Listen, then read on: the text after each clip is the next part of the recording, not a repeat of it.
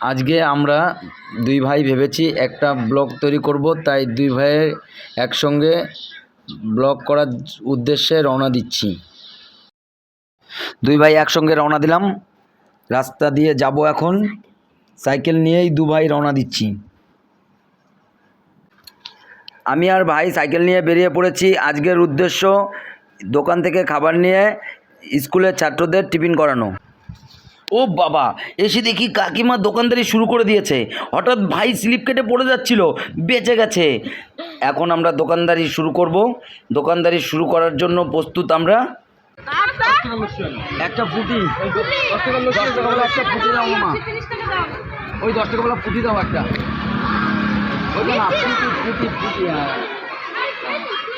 তোমার ফুটি ফুটি আর তোমার বলো তুমি কি নেবে?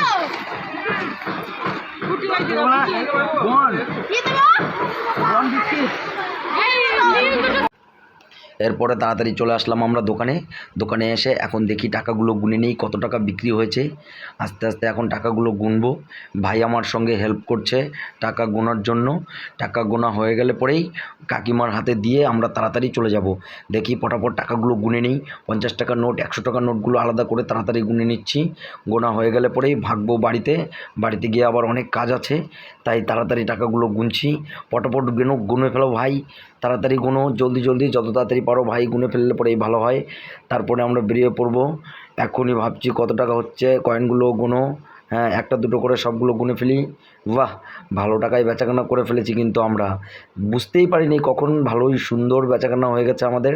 টাকাগুলো গুনে নিই। এখনই হয়ে যাবে গোনা হয়ে গেলে পরে এক্ষুনি হিসাব করে বলছি কত টাকা হয়েছে। 400-500 টাকা তো বেচাকেনা করেই ফেললাম, গোনা হয়ে গেছে। খুচরো আর কয়েকটি টাকা বাকি মাত্র। বাহ, আমরা দেখি 470 টাকার মতন বেচাকেনা করে ফেলেছি। বাহ, সুন্দর বেচাকেনা হয়েছে আমাদের। এখন আমরা এই টাকাগুলো কাকিমাকে দিয়ে আমরা এখন বেরিয়ে যাব। বাহ, সুন্দর বেচাকেনা করলাম। অবশেষে দোকানদারি করে আমি একটু আগে বেরোলাম। ভাই বেরোচ্ছে আমার পিছনেই। ভাই বেরিয়ে গেছে। বাহ, খুব সুন্দর।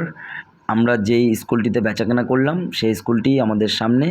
আর আমরা যে রাস্তা দিয়ে যাচ্ছি এটি কৃষ্ণনগর টু করিমপুরের রাস্তা। আপনারা সকলে আসবেন। এই রাস্তায় একটি বড় মন্দির আছে, যে মন্দিরের নাম বিশ্ববন্ধু সেবা আশ্রম। আমরা সেই বিশ্ববন্ধু সেবা আশ্রমের সামনে দিয়েই এখন যাব। বিশ্ববন্ধু সেবা আশ্রমটি এখনই আপনারা দেখতে পাবেন, সামনে আসছে স্ক্রিনে দেখুন। আর এই আশ্রমের পাশেই একটি মোমো রেস্টুরেন্ট আছে, সামনে এখনই দেখতে পারবেন আপনারা মোমো রেস্টুরেন্টটি।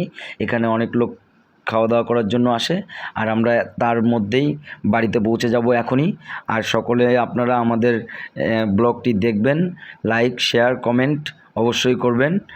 আমরা নতুন করছি, কেমন লাগে আমরা জানি না, কিভাবে করতে হয় তাও জানি না। আমরা বাড়িতে প্রবেশ করে গেছি। টাটা বাই বাই, আবার নেক্সট ব্লগে দেখা হচ্ছে আপনাদের সঙ্গে।